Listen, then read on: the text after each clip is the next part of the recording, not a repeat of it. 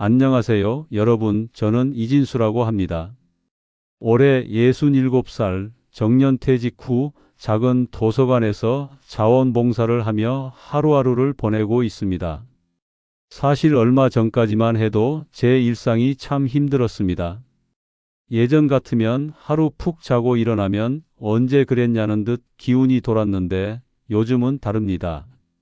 밤새 푹 자도 아침이면 여전히 몸이 무겁고 오후만 되면 눈꺼풀이 덜컥 내려앉습니다. 도서관에서 책 정리나 행사용 의자를 나르는 일도 이젠 벅차더군요. 식사는 꼬박꼬박 잘 챙기는데도 속이 자주 더부룩하고 예전엔 신경도 안 쓰던 혈압과 혈당 수치도 슬금슬금 오르고 있습니다. 더구나 관절 여기저기에서 시큰거림이 올라오고 잇몸까지 예민해졌습니다. 처음엔 그저 나이 들어서 그런가 보다 했습니다. 그런데 병원에 가보니 의사 선생님은 큰 문제 없다고만 하더군요. 그 말이 더 답답했습니다. 분명히 예전과는 다른 몸인데 말입니다. 그렇게 무력한 나날을 보내던 어느 날 우연히 지인의 소개로 만난 분이 계셨습니다. 바로 류경수 박사님, 발효식품을 40년 넘게 연구해온 분이었습니다. 그분이 제게 말씀하시더군요. 진수 씨, 이건 단순히 나이 문제가 아니에요. 몸속 순환이 멈춰버린 겁니다. 그날 이후 저는 류 박사님의 권유로 발효식초라는 걸 접하게 되었고 제 몸은 놀랍게도 다시 움직이기 시작했습니다. 오늘 그 이야기를 여러분께 들려드리려 합니다. 이제부터 제가 직접 체험하고 깨달은 식초의 놀라운 힘과 그 사용법, 그리고 주의할 점까지 6개의 파트로 자세히 말씀드리겠습니다. 부디 영상 끝까지 시청해 주시고 필요하다면 구독과 좋아요도 부탁드립니다. 이 이야기가 분명 여러분께도 도움이 될 것입니다. 제가 처음 발효 식초를 접하게 된 건 참으로 절박한 순간이었습니다. 당시 제 주변에는 비슷한 나이 또래의 친구들이 하나둘씩 이런 말을 하기 시작했죠. 요즘은 그냥 이유 없이 피곤해. 하루 쉬어도 몸이 안 풀려. 밥 먹어도 기운이 안 나고 가만히 있어도 무거운 느낌이야. 사실 저도 그랬습니다. 도서관 봉사 이후 집에 오면 소파에 털썩 주저앉는 게 일상이었고 가끔은 저녁도 거르고 그냥 누워버리기 일쑤였습니다. 특히 오후만 되면 눈꺼풀이 천근만근, 몸 안에 뭔가 눌어붙어 움직이지 않는 느낌이었죠. 그런 저에게 전환점을 주신 분이 바로 류경수 박사님입니다.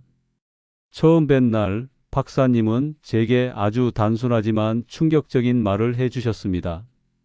진수 씨, 그건 단순히 나이가 들어서 그런 게 아닙니다. 몸속 순환이 멈춘 거예요. 순환? 저는 고개를 갸우뚱했죠. 그러자 박사님은 아주 쉽게 설명해 주셨습니다. 우리 몸은 매일 먹는 음식으로 에너지를 만들고 그 힘으로 하루를 살아갑니다. 그런데 나이가 들면서 이 과정이 서서히 느려진다는 겁니다. 음식은 들어오지만 에너지로 바뀌지 않고 오히려 피로 물질만 쌓이는 상황. 말하자면 불은 꺼졌는데 연기만 자욱한 화덕 같은 상태라고요. 그런 몸이니 당연히 아무리 쉬어도 피로는 풀리지 않고 오히려 더 축적되기만 했던 겁니다. 그런데 여기서 중요한 전환이 있었습니다. 박사님은 이 멈춘 흐름을 깨우는 아주 좋은 방법이 있다고 하셨습니다. 바로 천연 발효 식초였습니다. 처음엔 솔직히 반신반의했습니다. 식초라니요? 그저 요리에 신맛을 내는 조미료쯤으로만 생각했으니까요. 그런데 박사님의 설명은 달랐습니다. 자연 발효 식초에는 초산, 구연산, 유기산 같은 성분이 가득 들어 있는데 이들이 몸속에서 피로 물질을 녹이고 다시 순환을 깨우는 역할을 한다는 것이었습니다. 실제로 박사님 연구실에서는 이런 사례가 많았습니다. 식초를 꾸준히 섭취한 이들의 혈액 속 피로 수치가 눈에 띄게 낮아지고 일상 기력도 되찾았다고 하더군요. 저 역시 그 말을 듣고 바로 실천에 들어갔습니다. 방법은 아주 간단했습니다. 아침 기상 직후 따뜻한 물 200ml에 발효 식초 15ml, 그리고 꿀 한 방울. 처음엔 솔직히 시큼한 맛에 익숙해지기까지 며칠이 걸렸습니다. 그러나 일주일, 2주일이 지나자 몸에 변화가 찾아왔습니다. 먼저 아침에 일어날 때 특유의 무거움이 사라졌습니다. 그리고 오후의 졸림도 눈에 띄게 줄어들었습니다. 무엇보다 가장 인상적이었던 건 일하고 싶다는 생각이 들기 시작한 겁니다. 이전엔 억지로 움직였다면 이제는 몸이 먼저 움직이려는 느낌이었죠. 박사님께서는 이렇게 말했습니다. 몸은 원래 스스로 치유할 수 있는 힘이 있습니다. 다만 그 흐름을 깨우는 열쇠가 필요할 뿐이죠.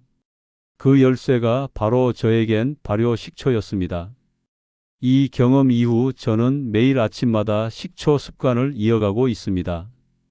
그리고 그 덕에 나이가 들어서도 예전보다 훨씬 더 가볍고 활기찬 하루를 보내고 있습니다.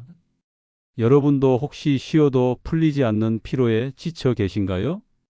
그렇다면 이제 단순히 휴식을 넘어서 몸속 흐름을 다시 여는 방법을 고민해 보시기 바랍니다. 다음 이야기에서는 혈관 건강과 식초의 관계, 그리고 제가 경험한 또 다른 놀라운 효과에 대해 말씀드릴게요.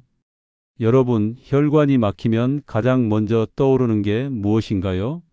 아마 대부분은 삼겹살 같은 기름진 음식일 겁니다. 사실 저도 그렇게 알고 있었습니다. 그래서 기름진 음식을 거의 끊다시피 했죠. 튀김은 물론이고 고기도 최소한으로 줄였습니다. 그런데도 정기검진에서 들려온 결과는 충격적이었습니다. 중성지방 수치가 올랐고 혈압도 경계 수준이네요. 그 말을 들은 날 저는 정말 낙담했습니다. 고지방 음식을 멀리 했는데도 왜 이런 결과가 나온 걸까요? 이 궁금증을 풀어준 사람도 역시 류경수 박사님이었습니다. 박사님은 혈관을 막는 진짜 범인은 우리가 흔히 생각하는 음식 기름보다 더 위험한 것이 있다고 했습니다. 그것은 바로 몸속에서 스스로 만들어지는 지방과 염증이었습니다. 진수 씨, 혈관 속 기름은 우리가 먹는 기름만으로 생기는 게 아닙니다. 당분, 중성지방, 염증 반응이 혈관 벽에 들러붙고 부풀어 오르면서 혈관을 좁게 만들죠. 이게 바로 고혈압과 동맥경화, 심하면 심장질환이나 뇌출혈로도 이어질 수 있습니다. 저는 그 말을 듣고 무릎을 쳤습니다. 그동안 저는 잘못된 적과 싸우고 있었던 셈이었죠. 진짜 적은 몸속에서 일어난 변화와 정체된 흐름이었습니다. 박사님은 여기에 가장 좋은 해답 중 하나가 발효 식초라고 설명했습니다. 발효 식초 속의 초산과 여러 유기산 성분은 혈액을 맑게 하고 중성지방 생성을 억제하며 이미 쌓인 노폐물을 조금씩 씻어내는 역할을 한다고 했습니다. 특히 신맛이 짠맛을 덜 느끼게 해줘서 자연스럽게 소금 섭취량이 줄어들고 혈압 안정에도 도움이 된다고 하셨죠. 실제로 박사님 연구팀의 실험 결과가 이를 뒷받침했습니다. 4주 동안 발효 식초를 꾸준히 섭취한 중장년층 그룹의 혈중 중성 지방은 무려 평균 22%나 감소했고 경계성 고혈압이던 사람들 중 상당수가 정상 수치로 돌아왔다고 합니다. 게다가 아침 공복에 마신 식초는 혈당 스파이크를 줄이고 인슐린 반응을 부드럽게 하는 효과도 확인되었다고 하니 정말 놀라웠습니다. 하지만 여기서 중요한 주의사항도 있었습니다. 식초는 산성 성분이 강하기 때문에 위가 예민한 분들은 공복 섭취에 주의해야 합니다. 박사님도 이 점을 강조했습니다. 위염이나 위궤양이 있거나 속이 약한 분들은 식사 30분 전 또는 식후 12시간 뒤에 드시는 게 안전합니다. 그리고 원액 섭취는 절대 금물입니다. 반드시 물에 희석하세요. 그 말씀을 들은 저는 식초 섭취 방법을 정확히 지켜나갔습니다. 따뜻한 물 200ml에 발효 식초 15ml, 그리고 때에 따라 꿀을 소량 추가했습니다. 또 식사 중에도 식초를 곁들이기 시작했죠. 예를 들어 오이나 물을 식초로 살짝 절이거나 된장국에 식초를 한두 방울 넣는 방법이었습니다. 이런 방법은 입맛을 돋우는 동시에 소금 사용량을 줄이는 데도 큰 도움이 됐습니다. 그리고 놀랍게도 한 달 뒤 저는 또 한 번 몸의 변화를 체감했습니다. 늘 혈압계를 보면 불안했던 수치가 정상으로 돌아왔고 몸도 훨씬 가벼워졌습니다. 무엇보다도 아침에 일어날 때 그 답답한 무게감이 크게 줄어들었죠. 박사님은 그때 이런 말씀을 덧붙였습니다. 혈관은 자동차의 고속도로와 같아요. 막히면 아무리 좋은 연료를 넣어도 의미가 없죠. 식초는 이 혈관 고속도로를 깨끗하게 비우는 청소부 같은 역할을 합니다. 그 말을 들으니 모든 게 이해가 되었습니다. 기름을 줄이는 것만으로는 부족했던 이유도, 혈압이 오르던 이유도 말이죠. 결론적으로 발효 식초는 혈관 건강을 위해 빼놓을 수 없는 중요한 열쇠였습니다. 특히 중성지방, 혈압, 혈당 조절에 고민이 많으신 분들께 저는 감히 권하고 싶습니다. 단, 반드시 물에 희석해서 드시고 자신의 몸 상태에 맞는 적절한 방법으로 섭취하는 것이 중요합니다. 저 역시 지금까지 이 습관을 지켜오고 있고 덕분에 혈관도 기분도 하루도 한결 가벼워졌습니다. 여러분도 이제 혈관 건강을 위한 아주 작은 습관 하나 오늘부터 시작해 보세요. 살면서 딱히 큰 병 없이 지내온 저였습니다. 그런데 23년 전부터인가 자잘한 문제가 하나둘 생기기 시작했습니다. 먼저 잇몸부터였습니다. 양치할 때마다 쉽게 피가 나고 시큰거림도 잦아졌습니다. 어느 날은 손목이 욱신거리고 가끔 손끝이 저리기까지 했습니다. 입안은 자주 헐었고 무엇보다 아침에 일어나면 몸 전체가 뻣뻣했습니다. 그때만 해도 그저 나이가 들어서 그런가 보다 하고 넘겼습니다. 그런데 정말 신기한 건 병원에 가도 뚜렷한 병명이 나오지 않았다는 겁니다. 담당 의사 선생님도 이렇게 말씀하시더군요. 큰 이상은 없고요. 면역이 좀 예민하신 것 같습니다. 처음에는 다행이다라고 생각했습니다. 하지만 동시에 이상했습니다. 몸 곳곳에서 보내오는 이 신호들을 대체 어떻게 설명해야 할까요? 그 답은 의외로 쉽게 찾아왔습니다. 바로 류경수 박사님과의 두 번째 상담에서였습니다. 박사님은 제 말을 듣고는 단호하게 말씀하셨습니다. 이진수 씨, 그건 분명히 몸속에 만성 염증이 자리 잡았다는 신호입니다. 염증? 감기 걸렸을 때 붓거나 아픈 그 염증만을 생각했던 저로서는 조금 생소한 말이었습니다. 그런데 박사님은 아주 친절하게 설명해 주셨습니다. 우리가 평소에 느끼지 못하지만 몸속 깊은 곳에서는 조용히 염증이 쌓입니다. 잇몸, 관절, 위장, 혈관, 이런 곳들이 서서히 손상되면서 만성 염증으로 자리 잡는 거죠.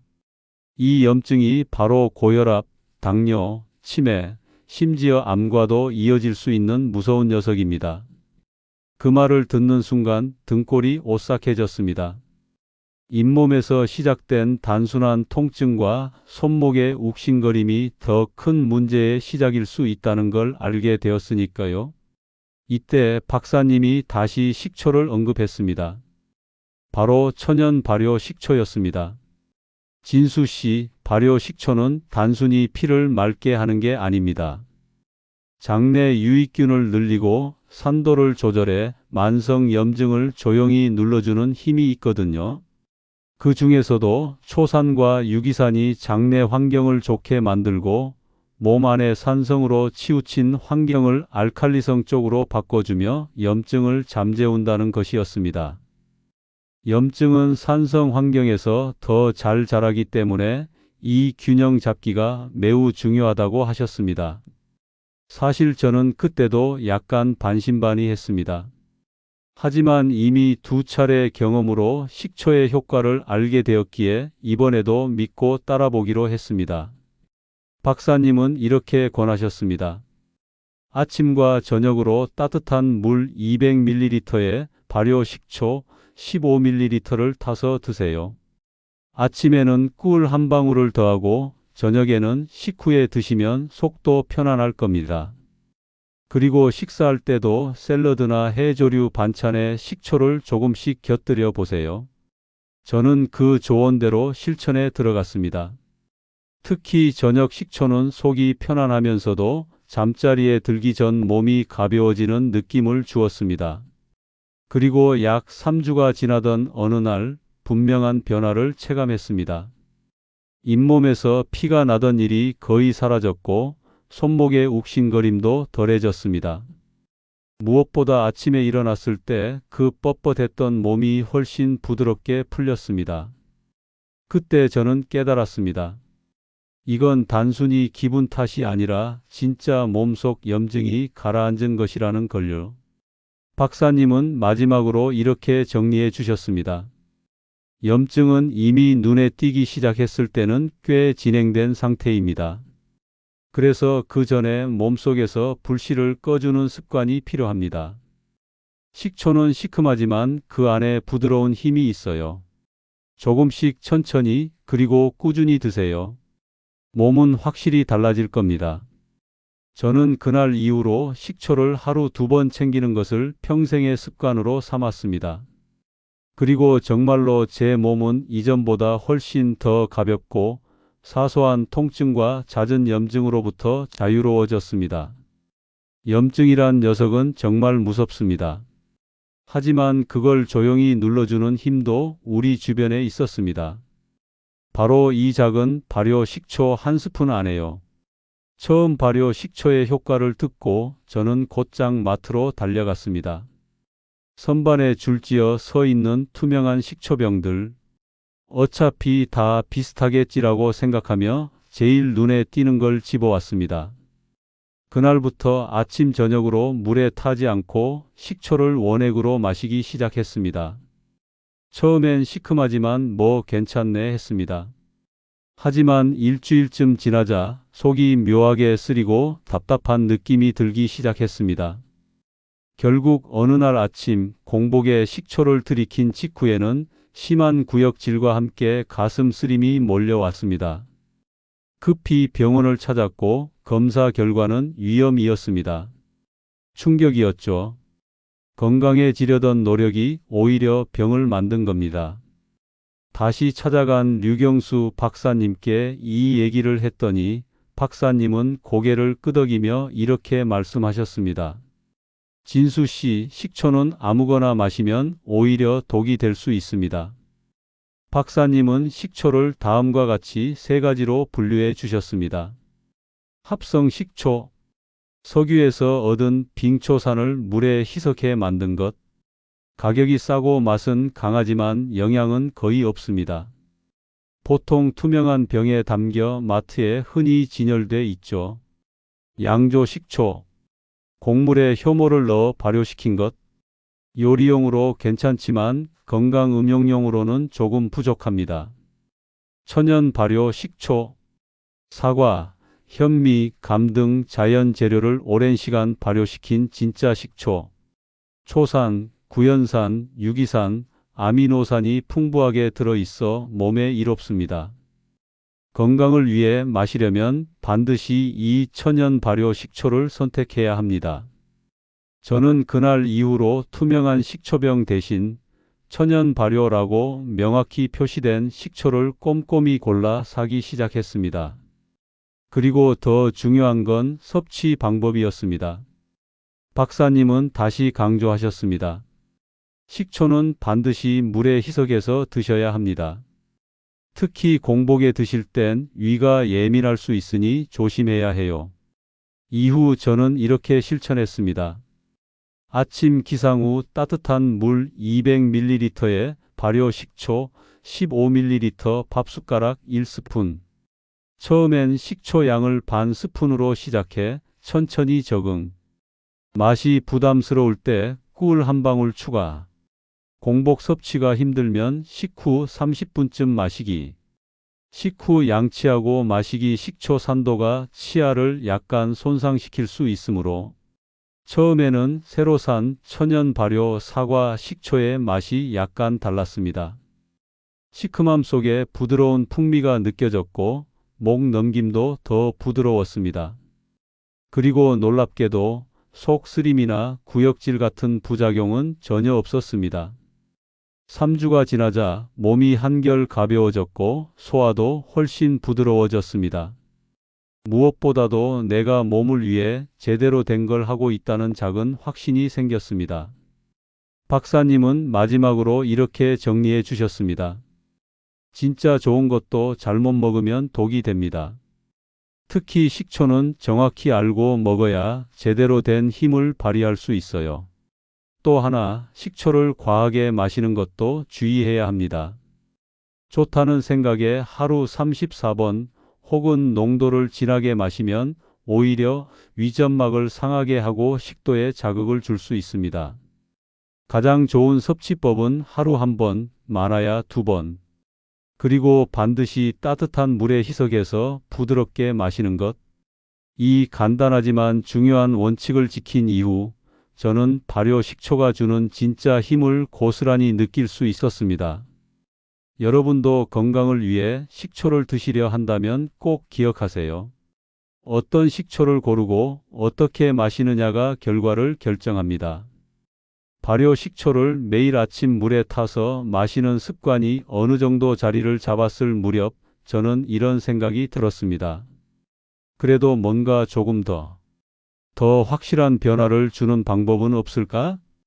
그러던 중 또다시 류경수 박사님과의 상담에서 새로운 사실을 알게 되었습니다. 박사님은 이렇게 말씀하셨습니다. 식초 혼자도 훌륭하지만 어떤 재료와 함께 하느냐에 따라 그 효과는 완전히 달라집니다. 혼자 연주하는 바이올린도 아름답지만 오케스트라가 되면 음악이 훨씬 더 풍성해지잖아요. 저는 그 말에 귀가 쫑긋했습니다. 그리고 박사님께서 알려준 발효 식초와 찰떡궁합 조합 7가지는 정말 놀라웠습니다. 생강 차가운 몸과 순환이 더딘 분께. 저는 예전부터 손발이 참 차가운 편이었습니다. 겨울이면 이불 속에서도 발이 시려워서 잠이 잘 오지 않았죠. 그런데 식초에 생강즙을 몇 방울 섞어 마시기 시작한 이후 변화가 일어났습니다. 아침에 일어날 때 발끝이 시리지 않았고 몸 전체가 한결 따뜻해졌습니다. 프로폴리스 잇몸 약하고 자주 헐는 분께. 입안 염증과 잇몸 출혈로 고생했던 저에게 정말 잘 맞았던 조합입니다. 프로폴리스는 천연 항생제라고 불릴 만큼 항염 작용이 뛰어난데 식초와 만나니 잇몸 상태가 크게 개선되었습니다. 음식을 씹을 때 그동안의 불편함이 거의 사라졌습니다. 꿀 신맛이 부담스러운 분께. 처음 식초를 마실 때 가장 힘들었던 부분은 바로 그 강한 신맛이었습니다. 하지만 꿀 한 방울을 넣으니 마치 부드러운 곡선처럼 맛이 감싸졌습니다. 게다가 꿀은 에너지를 보충하는 효과도 있어서 오후 피로가 확실히 덜했습니다. 레몬즙 피부가 칙칙하거나 감기에 잘 걸리는 분께. 비타민C가 풍부한 레몬은 식초와 만나면 항산화 효과가 배가 됩니다. 저는 일주일 만에 피부가 조금 더 맑아졌다는 걸 체감할 수 있었습니다. 아침에 거울을 볼 때마다 은근히 기분이 좋아졌죠. 마늘즙 혈압과 혈관 건강이 걱정되는 분께. 고혈압이 슬금슬금 오르던 저는 마늘즙과 식초 조합을 꾸준히 마셨습니다. 처음엔 마늘 냄새가 부담스러웠지만 식초와 섞으니 훨씬 순해졌습니다. 그리고 2달 후 혈압이 다시 정상 수치로 돌아왔습니다. 천일염 속이 허하거나 전해질 보충이 필요한 분께 식초만 마시면 속이 허전하거나 쓰린 분들은 천일염 한 꼬집이 큰 도움이 됩니다. 단, 고혈압 환자는 꼭 의사와 상의 후에 소량만 사용해야 합니다. 녹차 체지방과 붓기가 걱정되는 분께 저는 녹차를 식초에 섞어 마신 이후로 특히 얼굴 붓기가 많이 줄었습니다. 특히 아침에 붓기가 심했던 날, 이 조합은 정말 효과적이었습니다. 이렇게 다양한 조합을 하나하나 시도하면서 저는 놀라운 사실을 깨달았습니다. 식초는 혼자서도 강하지만 상황에 따라 맞춤 재료와 함께하면 효과가 배가 된다는 사실이었죠. 다만 박사님은 조언했습니다. 모든 재료가 다 똑같이 한 방울만 필요한 건 아니에요. 고농축된 프로폴리스 같은 것은 정말 한두 방울이면 충분하지만 생강즙이나 레몬즙 같은 건 티스푼 하나 정도는 넣어야 체감이 될 겁니다. 그리고 저는 지금도 이 원칙을 지키며 매일 아침을 시작합니다. 따뜻한 물 200ml, 발효 식초 15ml. 그날 내 몸에 맞는 재료 생강, 꿀, 프로폴리스 등 티스푼 1 정도 또는 몇 방울. 이 작은 습관 덕분에 저는 예전보다 훨씬 덜 피곤하고 피부와 혈압, 관절까지도 편안한 삶을 이어가고 있습니다. 식초는 그저 신맛 나는 조미료가 아니었습니다. 내 몸에 맞는 재료와 함께하면 가장 자연스럽고 부드러운 건강지킴이가 되어 주었습니다. 여러분도 한번 실천해 보세요. 여러분의 몸도 그 작은 한 방울의 기적을 분명히 느끼게 될 겁니다. 저는 사실 이 모든 식초 습관을 시작하기 전까지만 해도 아주 평범한 생각을 가진 사람이었습니다. 뭐 그렇게까지 식초라고 대단할까? 어차피 조미료 같은 거 아니야? 하지만 지금은 확신합니다. 식초는 단순한 조미료가 아니었습니다. 그것은 아주 오래전부터 내려온 생활 속 지혜이자 현대 과학도 뒷받침하고 있는 몸의 자연 회복을 돕는 동반자였습니다. 사실 식초는 우리 선조들에게도 꽤 중요한 존재였습니다. 어릴 적 기억을 더듬어 보면 제 할머니도 식욕이 없거나 속이 더부룩할 때면 늘 식초물을 드셨습니다. 그때는 그냥 어르신들만의 비법인가 보다 했습니다. 그런데 나이가 들어 직접 그 길을 걷고 나서야 비로소 알게 되었습니다. 한의학에서도 식초는 화열산호라는 말로 기록되어 있습니다. 이는 피를 맑게 하고 막힌 기운을 뚫으며 정체된 에너지를 풀어준다는 뜻입니다. 특히 여성들의 냉증, 생리통, 관절통, 우울감 등에 자주 쓰여왔다는 기록도 있죠. 그런 전통의 지혜가 현대에 들어와 과학적 연구로도 증명되고 있다는 사실은 더 놀라웠습니다. 류경수 박사님의 연구에 따르면 식초 속의 초산과 구연산, 유기산 등은 실제로 에너지 대사를 활성화시키고 피로 물질인 젖산을 분해하며 혈관 속 염증을 완화하는 작용을 한다고 합니다. 실제 사례도 있었습니다. 저와 비슷한 나이대의 이정숙님 73세는 위장이 늘 더부룩하고 늘 소화제를 달고 살았습니다. 특별한 병명도 없이 늘 체질상 그러실 겁니다.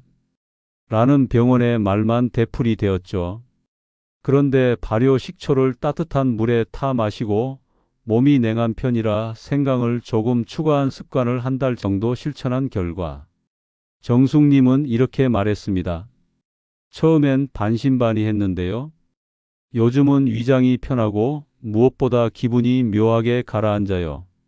몸 안 어딘가에서 뭔가 잘못 돌던 것이 조금씩 제자리를 찾아가는 느낌이에요. 이 말이 정말 인상 깊었습니다. 과학적인 데이터도 물론 중요하지만 몸이 스스로 주는 긍정적인 신호만큼 확실한 증거도 없기 때문입니다. 그렇습니다. 이제는 과학도, 전통도, 그리고 수많은 사람들의 실제 경험도 모두 말합니다. 발효 식초는 단순한 조미료가 아니라 몸속 순환을 다시 여는 열쇠라고요. 단, 이 열쇠는 억지로 돌린다고 열리지 않습니다. 하루 몇 리터씩 억지로 마신다고 효과가 나는 것도 아닙니다. 오히려 하루 한 번 따뜻한 물 한 컵과 식초 한 스푼, 그리고 내 몸에 맞는 재료 한 방울. 이 아주 사소한 습관이야말로 가장 건강하고 부드러운 방식입니다. 사실 변화란 그렇게 시작됩니다. 처음엔 나도 모르게 속이 덜 더부룩하고 며칠 뒤엔 조금 더 활력이 돌며 한 달쯤 지나면 예전보다 훨씬 가볍고 밝아진 자신을 발견하게 됩니다. 저는 지금도 매일 아침 이 작은 루틴을 지키고 있습니다. 그리고 더 이상 몸이 예전 같지 않다며 한숨 짓던 시절로 돌아가지 않겠다는 다짐도 함께하고 있습니다. 여러분도 오늘부터 시작해 보세요. 발효 식초 한 스푼과 내 몸에 딱 맞는 한 방울의 지혜. 이 작지만 확실한 실천이 여러분의 하루를, 그리고 남은 인생을 훨씬 더 가볍고 건강하게 만들어 줄 겁니다. 그리고 혹시 이 영상이 도움이 되셨다면 주위에 사랑하는 분들과 꼭 나누어 주세요. 이 작지만 놀라운 변화가 누군가에겐 정말 큰 선물이 될 수도 있습니다.